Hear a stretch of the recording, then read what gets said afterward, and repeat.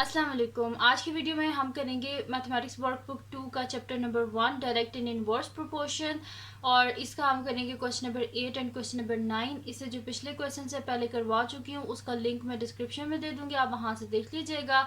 और अगर अभी तक आपने मेरा चैनल सब्सक्राइब नहीं किया तो उसको सब्सक्राइब कर दीजिए और बेल आइकन को लाजमी प्रेस कर दीजिएगा ताकि आपको न्यू आने वाली वीडियोस के बारे में पता चल सके। और जो मेरा सेकंड चैनल है उसका लिंक भी डिस्क्रिप्शन में है, और जो मेरी बहन का चैनल है उसका लिंक भी डिस्क्रिप्शन में, उन दोनों को भी सब्सक्राइब कर दीजिएगा। तो स्टार्ट करते हैं। क्वेश्चन नंबर 8 हमारे पास है कि if y is inversely proportional to square root of x and y is equals to 5 when x is equals to 16, find an equation connecting x and y। अब यहाँ पे क्या कह रहे हैं हमें कि y के इन्वर्सली प्रोपोर्शनल है स्क्वायर रूट ऑफ x के, यानी कि जब y इंक्रीज होगा तो x डिक्रीज होगा, तो या जबकि x इंक्रीज होगा तो y डिक्रीज होगा, यानी कि एक दूसरे के दोनों इन्वर्सली प्रोपोर्शनल है। एक के इंक्रीज होने से दूसरा डिक्रीज होगा और दूसरे के इंक्रीज होने से पहला जो है ना वो डिक्रीज होगा। तो इस तरह है कि एक दूसरे के इन्वर्सली प्रोपोर्शनल है। तो यहाँ पे हमने एक इक्वेशन बनानी है, तो हम सबसे पहले तो इनका जो रिलेशन है वो यहाँ पे लिखते हैं। तो मैं यहाँ पे लिख लेती हूँ सोल्यूशन। यहाँ पे लिखते हैं since y is inversely proportional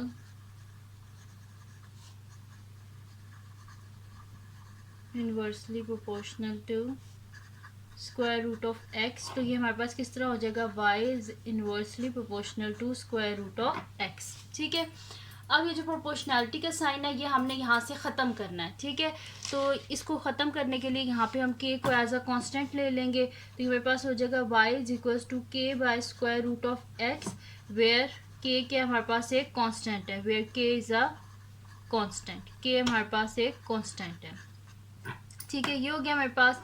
अब यहाँ पे क्या हो जाएगा हमारे पास कि हम x और y की वैल्यू ले लेंगे और यहाँ पे सब्स्टिट्यूट करेंगे ताकि हमारे पास k की वैल्यू आ जाए और हम वो इक्वेशन बना सकें। ठीक है, तो यहाँ पे क्वेश्चन में हमारे पास क्या गिवन थी, वैल्यूज x की 16 थी, y की 5 थी, तो वही लिख लेते हैं यहाँ पे। तो मैं लिख लेती हूँ when y is equals to 5 and x is equals to 16, तो y की जगह लिख दें 5 is equals to k by square root of 16। ठीक है, ये हो गया मेरे पास। दिस इम्प्लाइज ये क्या हो जाएगा, 5 is equals to k by square root of 16 है। तो यहाँ पे मेरे पास क्या आ जाएगी वैल्यूज इसकी, स्क्वायर रूट हटाया तो यहाँ पे क्या आ जाएगा प्लस माइनस, मेरे पास आ जाएगा 4। ठीक है, क्योंकि 16 है तो प्लस माइनस 4 आ जाएगा। नेक्स्ट शीट लेते हैं, उस पर मैं ये आगे कर लूँगी। और जो हमारे पास है ना, अब इसको इधर मल्टीप्लाई कर देते हैं।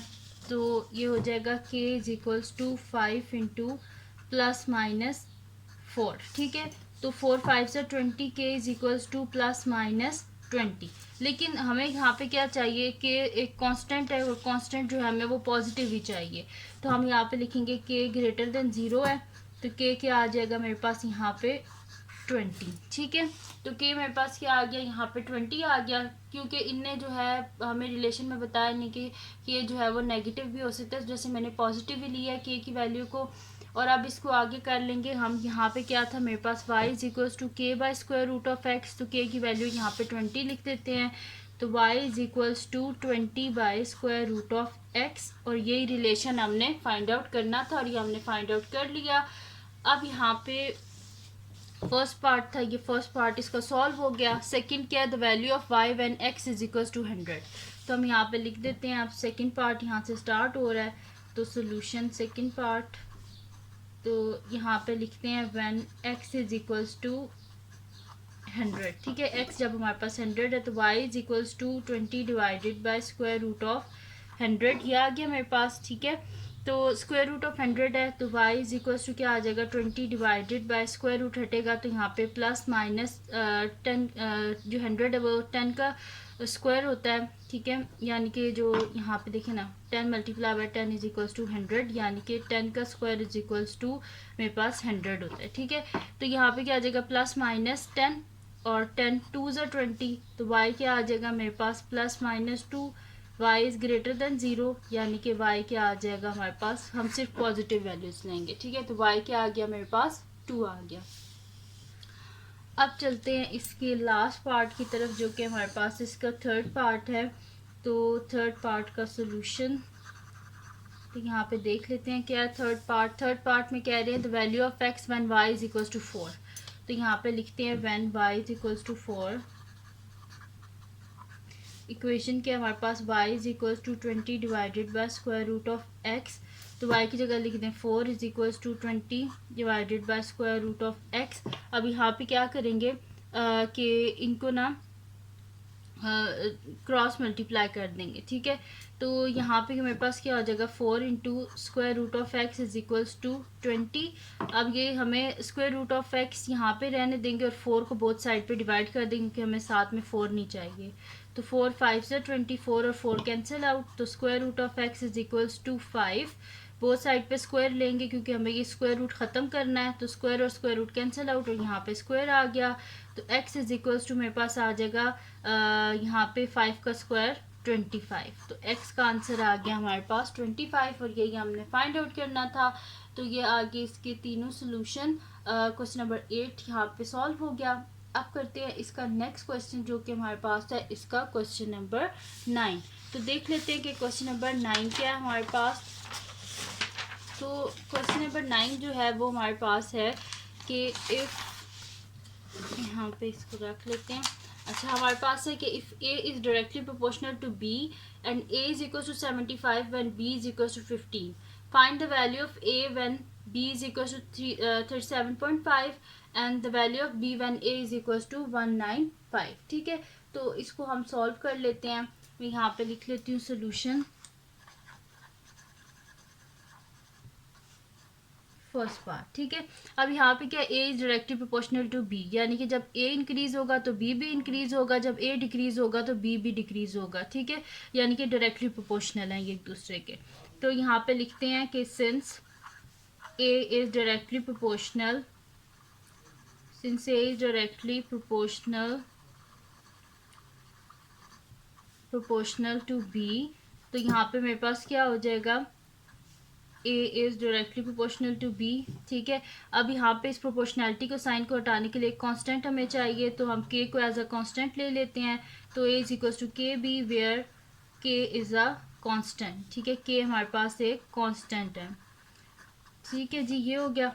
अब यहाँ पे हमने लिख दिया कि k हमारे पास एक कांस्टेंट है। अब इनने वैल्यूज़ क्या बताई थी, अब हमें इस कांस्टेंट की वैल्यू चाहिए ताकि हम इनकी इक्वेशन बना सकें। तो यहाँ पे इन्हें बोला हुआ है कि a 75 है और b 15 है। तो यही हम लिख लेंगे कि when a is equal to 75, when a is equal to 75 and b is equal to 15। तो ये मेरे पास क्या हो जाएगा, a की जगह लिख दे 75 इज इक्वल टू k और b की जगह लिख दें 15। बोथ साइड को 15 से डिवाइड कर दें तो 15 और 15 cancel out. k is equal to हमारे पास क्या होता है 15 5 जा होता है 75। तो k का आंसर क्या आ गया मेरे पास 5, ठीक है। तो k इज इक्वल टू 5 आ गया। तो अब इस यानी कि ये इक्वेशन मेरे पास क्या बन जाएगी, a is equal to k की जगह 5, तो a is equal to 5b, ये बन गई मेरे पास इक्वेशन। अब लेते हैं इसकी नेक्स्ट शीट और यहाँ पे इसको आगे सॉल्व कर लेते हैं। फर्स्ट पार्ट में इन्हें क्या बोला था, when the value of a when b is equal to 37.5, ठीक है। तो मैं यहाँ पे लिख लेती हूँ कि when b is equal to 37.5, ये हमारे पास तो इक्वेशन क्या थी हमारे पास, यहाँ पे मैंने अभी फाइंड आउट की थी कि a is equal to 5b। तो यहाँ पे b की वैल्यू को हम सब्सिट्यूट कर देंगे, तो a is equal to 5b। तो a इज इक्वल टू 5 और b के साथ 37.5, तो इनको मल्टीप्लाई कर लेते हैं।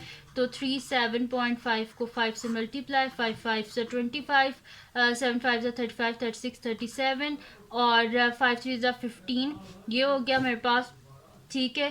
तो 15 16 17 18, ठीक है। 18 मेरे पास आ गया 7 5 और एक पॉइंट 1 डिजिट के बाद पॉइंट है तो यहाँ पे पॉइंट आ जाएगा, यानी कि ए मेरे पास क्या आ गया 187.5, ठीक है। तो ए की वैल्यू हमने फाइंड आउट कर ली। अब यहाँ पे देखते हैं इसका नेक्स्ट पार्ट, बी पार्ट हमारे पास है the value of b when a is equal to 195। तो यहाँ पे लिख देते हैं solution second part. Solution second part यहाँ पे मैं लिख देती हूँ कि when a is equals to 195, when a is equals to 195, 5। तो मेरे पास इक्वेशन क्या है, a is equals to 5, b a की जगह लिख दें 195 इज़ इक्वल्स टू 5 b। अब हमें b चाहिए, साथ में 5 नहीं चाहिए, बोथ साइड पे 5 से डिवाइड कर दें, 5 और 5 cancel out, b is equals to 195 को 5 से हम डिवाइड करते हैं तो हमारे पास क्या आ जाएगा, 195 को 5 से करें तो 5 3 ज़ा 15, पीछे बचे 45, 5 9 ज़ा 45। ठीक है, तो यानी कि ये मेरे पास क्या आ गया, 39। तो बी का आंसर भी हमने फाइंड आउट कर लिया, जो कि हमारे पास आ गया 39। तो ये थी जी आज की वीडियो, जिसमें मैंने आपको करवाया है जो हमारे पास है वर्क बुक 2 उसके चैप्टर नंबर 1 का question number 8 and question number 9। तो अगर ये वीडियो आपके लिए हेल्पफुल हो तो उसको लाइक कीजिएगा, चैनल को सब्सक्राइब कीजिएगा और बेल आइकन को लाजमी प्रेस कर दीजिएगा, ताकि आपको न्यू आने वाली वीडियोस के बारे में पता चल सके। और जो मेरा सेकंड चैनल है, जिसके बीच में मेरी कुकिंग की, क्राफ्ट्स की, रिडल्स की वीडियोस हैं, उसका लिंक भी डिस्क्रिप्शन में, उसको भी सब्सक्राइब कर दीजिएगा। और जो मेरी बहन का चैनल है, उसका लिंक भी डिस्क्रिप्शन में, उसको भी सब्सक्राइब कर दीजिएगा। और अपनी दुआओं में लाजमी याद रखिएगा। अल्लाह हाफिज़।